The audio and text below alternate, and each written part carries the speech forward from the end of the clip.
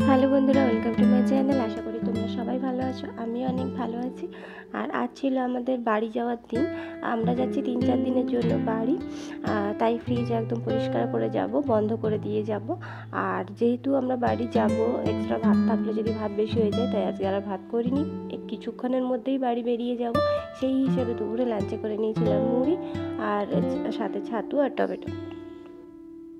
তো ফ্রিজে প্রায় 3-4টে মতো টমেটো ছিল, কিন্তু ওগুলো রেখে গেলে আমরা বাড়ি আস্তে আস্তে ওগুলো পচে যাবে। তাই ভাবলাম ওকে নিয়ে চলে যাব, কিন্তু তা বললাম না থাক, ব্যাগ ভার হয়ে যাচ্ছে এমনিতে, যেহেতু আমরা যাচ্ছি বিয়ে বাড়ি প্লাস বাড়ি, মানে সমস্ত জামা কাপড়ে একদম ব্যাগ ঠাসা। আর তার জন্য টমেটোগুলো বসে বসে স্যালাড হিসেবে খেয়ে নিলাম। আর তারপর দেখো আমাদের বাড়ি যাওয়া আর ওই দিনকার হলো না। দুর্ভাগ্যবশত আমাদের বাইকের চাকাটা একটু লিক হয়ে গিয়েছিল, তাই ও আবার বাইক চাকাটা সারাতে গেল আর বাইকের চাকা একটু হাওয়া দিতে গেল। তারপর আমরা এলাম বিশাল মেগামার্ট, যেহেতু আমাদের ভাগনার জন্মদিন ছিল আগের রবিবার, কিন্তু আমরা যেহেতু যেতে পারিনি, তাই ওর জন্য একটা গিফট নিয়ে যাওয়ার জন্য, একটা ফুটবল কেনার জন্য আমরা গিয়েছিলাম বিশাল। কিন্তু বিশালের ফুটবলের কোয়ালিটিটা ঠিক পছন্দ হলো না, দামটা অনেকটাই কম আর কোয়ালিটিও খুবই খারাপ।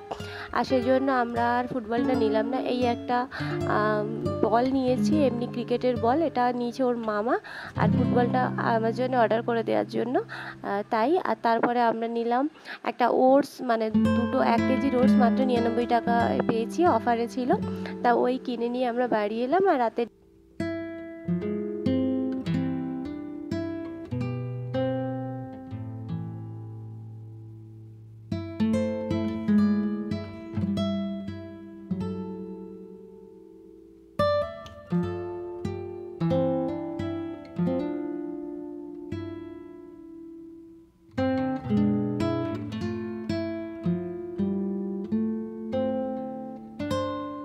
তারপরে রাতের ডিনারে করে নিলাম চাউমিন। যেহেতু রান্না করব না আজকে, যাওয়া হলো না, কিন্তু কাল সকাল সকাল আমরা বেরিয়ে যাব, তাই রাতের ডিনারে করে নিলাম চাউমিন।